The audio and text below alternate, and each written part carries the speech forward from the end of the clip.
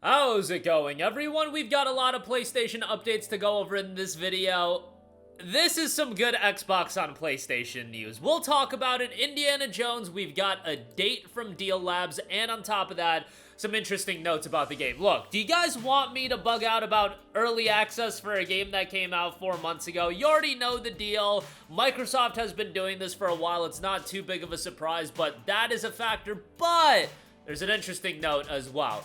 Want to go over the new PlayStation 5 console bundles, which I assume everybody I can't even say that. I was going to say I assume everybody watching this channel has a PlayStation 5, but yo, I see people in the comment section on the deals video, whenever I say that, they're like, bro, I'm still on my PS4, and hey, if you're still on your damn PS4, the new bundle is looking pretty spicy, and you might want to finally upgrade, and y'all know whenever there's new Legend of Heroes news, I gotta glaze Legend of Heroes a little bit, and Trails in the Sky first chapter gets a little bit of an update. We got details on the main characters, and I think this is a major release for Legend of Heroes as a franchise. We'll save that at the end of this video, so for those of you that don't want to hear all my glazing, you can click off. But right off the bat, Indiana Jones and the Great Circle for PlayStation 5. The release date is set for April the 17th. The Premium Edition will allow you early access 2 days in advance from April 15th.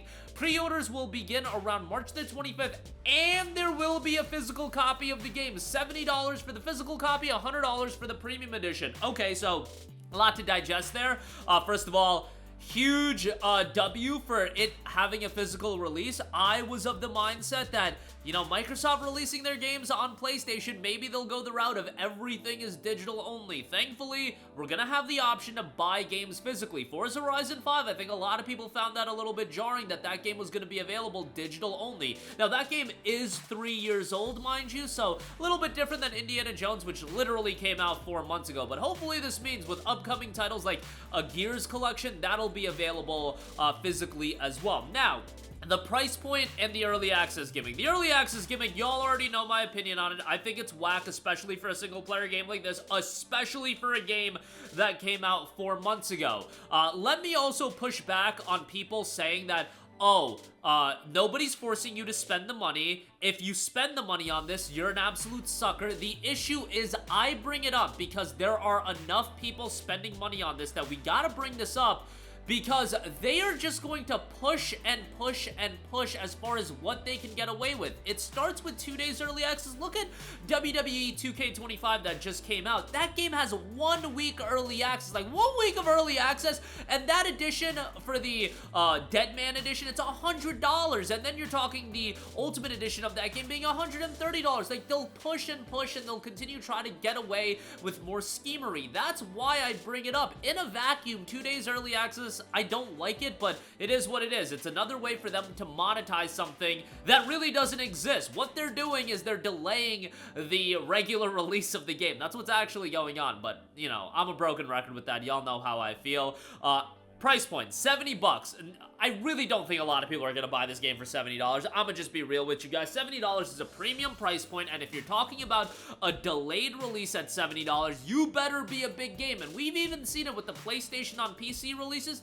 They do okay. It's not like they're doing amazing numbers, and they're not being released at $70. Spider-Man 2 just came out at $60, and that's Spider-Man 2, and it peaked at like 40,000 concurrent players, which is a decent enough number for a game that's coming out a year later, but it's not a blowaway number, and that's Spider-Man 2. Yes, it was a trash port, but you get the idea. Indiana Jones is not that, and I played Indiana Jones at the Great Circle. I actually paid, it wasn't $70, I bought it on Green Man Gaming, and it was like $55, whatever it was, but I played the game, and I really liked it. I thought it was a solid game. I didn't think it was this game of the year that people were making it out to be. Like, I saw a lot of Xbox fans calling this game of the year, and you're entitled to your opinion. I thought it was a solid action stealth title. The visuals in this game are absolutely stunning, and hopefully it has a nice PS5 Pro enhancement, so if you're on the Pro, it'll look even better. I thought the voice acting was great, the story was pretty good, and I think Indiana Jones within the video game realm can do really well. I hope Machine Games continues exploring on it, If you're not into stealth games, I don't think you're really going to enjoy it because stealth is a big emphasis of this game. But yeah, it has a good bit of content too. Like, you can rush through the main story, but there's a lot of optional quests and whatnot that make it worthwhile. There is DLC that's slated to come out with the game, and that is baked into the premium edition, so if you decide to buy that, you know, there is that. I think most people, especially those of you watching my channel, you're all not going to be buying this game day one. I think the best route to go is literally to wait for Black Friday. Indiana Jones and the Great Circle seems like the perfect kind of Black Friday sale where this game is going to be down to 30 bucks and a lot of people are going to check it out at that point. $70, even on launch day, I thought $70 was too much. You know, my job is to play video games, so like I wanted to play it because of the reception and whatnot, but I try to also put myself into the lens of the average consumer and try to have the lens of the average consumer in mind, and I don't think $70 for this game is just something you should pay, especially at a delayed release. Even day one, again, I don't think $70 is worth it. That's just a hefty price point to ask. And again, I did really enjoy the game, but I would say Black Friday, $30, $35, that's the perfect price to pick up, and maybe the premium edition will even be on sale. But that's my 2 cents on that. Just happy that we are getting a physical release. All right, moving on from that, Astro Bot Bundle, PlayStation 5 Astro Bundle. It's a PS5 and Astro Bot. $450 for the console with a disc drive, and you get a digital voucher code for Astro Bot. For those of you that are still on the PS4, okay, I think now's the time to upgrade. Astro Bot is one of the best showcases of what the PlayStation 5 can do. It's a phenomenal platformer, and you know, there were criticisms of the game's length, but I think it's got a nice enough amount of content. If you're trying to get the Platinum Trophy, do all the content, and the content is worthwhile, that you'll want to get the Platinum Trophy. And on top of that, I don't need every game to be an 80-hour adventure or something I'm gonna grind endless hours on. Games of all shapes and sizes can exist, and I think with Astro Bot, they found the right game length that'll work in the context of the game that Astro Bot is. For $450, the PS5 console, Astro Bot, that's a great deal, definitely. I mean, most of you guys have a PS5 at this stage of the game, but if you don't, that console bundle will be out March the 13th, and yeah, that's a great deal, and Astro Bot continuing to get free updates, awesome stuff there. Lastly, I'd be remiss if I didn't go over the Legend of Heroes Trails in the Sky first chapter. Actually, it's called Trails in the Sky first chapter. There is no Legend of Heroes in the title, which I find interesting. I think they really want to get across that this is the first chapter, that you don't have to play anything else Legend of Heroes. Dropping the Legend of Heroes moniker, I think, is actually incredibly smart, where a lot of people are just gonna look at Trails in the Sky first chapter. Okay, it's the first chapter of a story arc. If you add Legend of Heroes, they might be googling what is Legend of Heroes, and then you see 85 million games, and that might get people a little bit petrified and you know, going after it, because I'll get to why I think this game can be so big for this franchise. But we have insight as far as all of the main characters and some of the voice actors. Estelle will be voiced by Stephanie Shea in English, and then Joshua will be voiced by Johnny Youngbosh. So how about that iconic voice actor there? They've got the other characters detailed as well. I thought Johnny Youngbosh as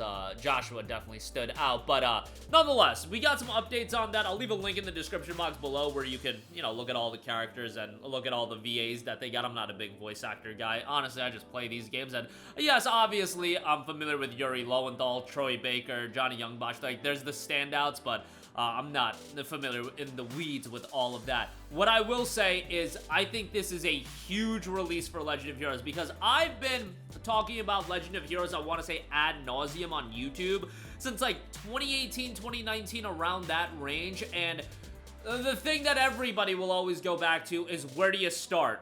Most people would say Trails in the Sky. If you can play Trails in the Sky, that's probably where you should start. That is the start of the story. However, that game originally came out on the PSP. It's only available on PC, and I think, you know, you could dig up your PSP, PS Vita, whatever. But the accessibility issues are definitely there, and it's dated as all hell. Like, that's the reality. So for a long time, pre-Daybreak, I was saying, yo, just start with Cold Steel 1, just because it's not as dated as Trails in the Sky. Yes, from a narrative standpoint, it would be beneficial for you to play Trails in the Sky. However, now with Trails in the Sky, getting a ground-up remake, the very first game, This is the game. This is the game now we can all go to, and if anybody asks, where do you start with Legend of Heroes? This is the game. Trails in the Sky, first chapter. Hopefully they remake game number 2. Hopefully they remake game number 3, and they remake everything after that. I could even argue that Cold Steel 1 and 2 deserve a remake. Those games are a little bit dated as well. The Crossbell game certainly could get remade, and obviously the entire Sky trilogy. That would be phenomenal. But this is gonna be the game now, and what this game can do for Legend of Heroes is similar to what Yakuza 0 did for Yakuza.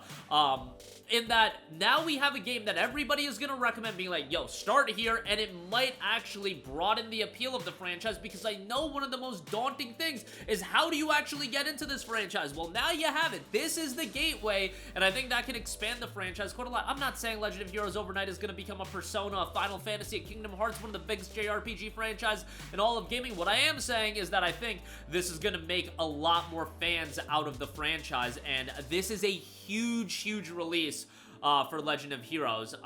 And, you know, the fact that it does have English voice acting, I think that's huge as well. If it was up to me, I would honestly do an upgraded release of Yakuza 0, Yakuza Kiwami, and Kiwami 2, and add English voice acting to all of those games. I know people find that blasphemy, but guess what? A lot of people just want to play their games with English voice acting, and it is incredibly beneficial to broaden these IPs. And given that RGG is gonna do Kiwami 3, and that's probably gonna have English voice acting, having Kiwami 1 and 2 and Yakuza 0 without English voice acting is a little bit jarring. And that's my assumption, that Kiwami 3 is gonna have English voice acting. Maybe it won't, but I assume it will. I think it's great that this game right out the gate has English voice acting, because remember, this is the game that's gonna be that gateway title. And if we're living in a world where it's subbed only, yes, people would still check it out, but I think dub just adds another layer to it, and we'll get even more people to check it out. And I hope they remake everything after this as well. I hope they remake the Crossbell games.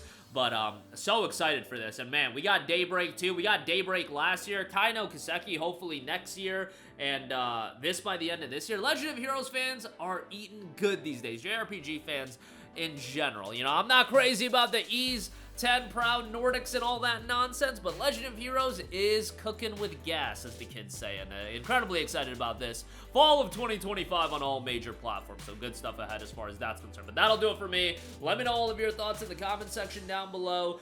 Again, great news with Indiana Jones getting a physical release, more so because that means a lot of the other titles will get physical release. That's what we mainly care about. Indiana Jones, I like the game, but this screams to me the perfect Black Friday game where you get it for 30 bucks and you'll get a better value on it, I think, at that point. PS5, new console bundle with the Astro Bot Bundle, and Legend of Heroes. I should say, Trails in the Sky, first chapter. We gotta drop the Legend of Heroes, but incredibly excited about that. That's gonna do it for me. Let me know all of your thoughts in the comment section down below. Sound off there. Thank you for watching, and goodbye. Hey guys, we hope you enjoyed the video, and if you did, make sure to hit the subscribe button, and if you're already subscribed, do us a favor and hit the bell icon. This way you'll be notified whenever we post a new video. That's the best way to keep up with all of our uploads, and we usually try to upload 2 videos a day. And with the bell icon hit, you'll be notified whenever we do upload a video. As always, thanks for watching.